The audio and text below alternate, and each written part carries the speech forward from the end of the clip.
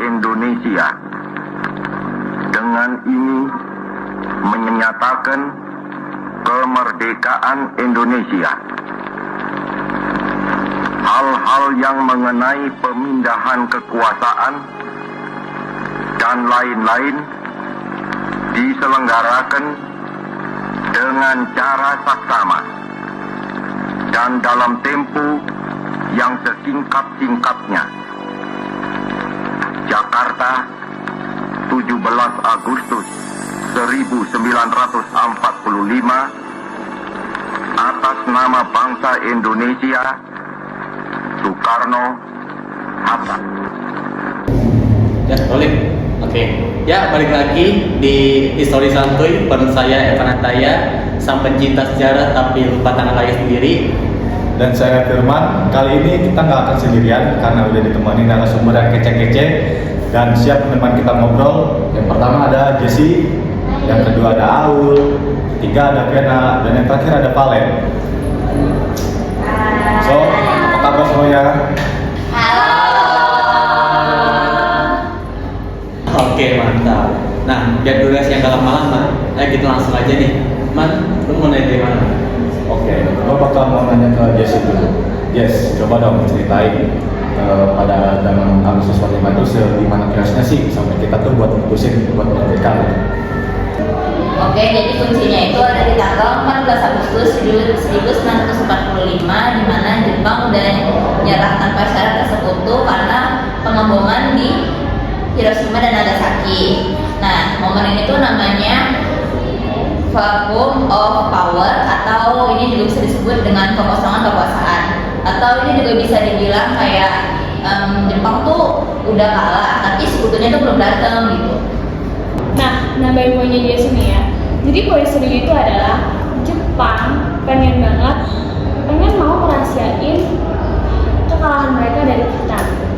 Tetapi pemuda-pemuda itu lebih pintar. Mereka ngedengerin radio luar negeri kayak BBC lewat radio gelap yang nggak ada satelit itu. 3. Oh, berarti awalnya tuh dari espionase kecil-kecilan gitu ya, Vi? Iya, bener banget Devan. Gokil juga nih anak-anak zaman dulu. 3. Terus nih, pas tahu Jepang kalah, kenapa nggak langsung proklamasi aja? Kenapa harus ada secara acara culik-culik segala gitu? Coba dong dari pandangan Kak Aul bisa jelasin nggak sih? 3. Nah, good question Firman itu yang benar-benar dipertanyain banget ya sama orang-orang. Kenapa sih nggak langsung nyatain atau membuat naskah proklamasi aja gitu? Karena di kala itu ada yang namanya perang ego di antara golongan muda sama golongan tua. Golongan muda ini maunya langsung gas aja kita nyatain proklamasinya gitu. Sedangkan golongan tua itu maunya dia lewat PPKI biar lebih aman aja gitu. Sedangkan kan golongan muda merasa kalau PPKI ini kan buatan Jepang ya gitu. Nah, golongan muda maunya yang merdeka tuh hasil kerja keras sendiri aja gitu. Bener banget tuh. Akhirnya pada tanggal 16 Agustus subuh-subuh tuh Bung Karno dan Bung Hatta itu tuh dibawa ke Rengas Dengklok. Kenapa bisa ke sana? Karena di sana tuh ada basis tentara peta yang kuat, jadi aman dari patroli Jepang di Jakarta itu. Terus mereka di sana ngapain ya? Kayak marah gitu atau gimana? 3. Sempat tegang Van, tapi akhirnya Ahmad Subarjo ini datang untuk negosiasi dan ngejamin kalau proklamasi ini bakal dilaksanakan secepatnya di Jakarta. Nah, dari situ mereka langsung deh tuh baru mau balik. Nah, pas balik ke Jakarta kan mereka kan langsung ke rumah Laksamana Medan. Nah, Laksamana Medan sendiri kan orang Jepang. Kenapa sih harus ke rumah orang Jepang? Coba dong Kak Jesse bisa jelasin nggak sih? Soalnya rumah Medan itu kayak punya hak imunitas gitu loh, kayak aman gitu loh dari gangguan tentara Jepang. Nah, di meja makan inilah teks proklamasi itu dirancang bersama-sama bareng sama Ahmad Subarjo gitu. Nah, gue juga mau sedikit cerita tentang naskah. Kan naskah itu diketik ya, dan naskah juga diketiknya sama Said Timeli. Nah, dia tuh gak cuma ngetik, tapi dia juga sedikit mengubah kata-katanya. Kayak yang tadinya tempo yang ada hanya jadi tempo yang ada hanya.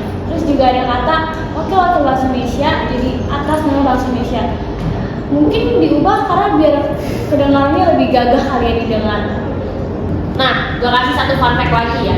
Ternyata hasil naskah proklamasi yang ditulis tangan sama Soekarno ini sempat dibuang loh sama Sayuti Melik. Dan untungnya itu dipungut sama wartawan namanya BM Diah. Nah, BM Diah ini ngemungut hasil tulis tangan Soekarno, terus sempat didekep bertahun-tahun sebelumnya nanti akan diserahin ke negara gitu. Nah, kalau nggak karena BM Diah tuh kita nggak bakal lihat tuh naskah asli tulisan tangan Soekarno di museum sekarang. Oke, coba dong Valen, gimana suasananya ketika pembacaannya langsung? 3, Singkat aja, pada jam 10 pagi ini, tanggal 17 Agustus, Bung Karno membacakan teks tersebut di depan rumahnya. Nah, walaupun beliau sedang sakit meriang karena malaria, tapi beliau tetap gagah. Nah, lalu benderanya pun itu dijahit oleh tangan Ibu Fatmawatinya sendiri. Wah, gila. Dengar ceritanya aja udah bikin kita merinding sih. Ternyata persiapan zaman dulu benar-benar nekat, tapi tetap terencana gitu. Pasti sih. Oke, terima kasih banyak nih narasumber kita, Jesse, Aul, Viana, Valen, udah berbagi ilmunya. Semoga aja yang nonton podcast ini bisa jadi paham tentang sejarah negara kita. Oke Sobat Santuy, itu tadi adalah drama di balik 17 Agustus. Ingat, merdeka itu perjuangan, bukan hadiah. Gue Evan dan Firman pamit undur diri. See you next time di History Santuy. Siapa yang berkenal?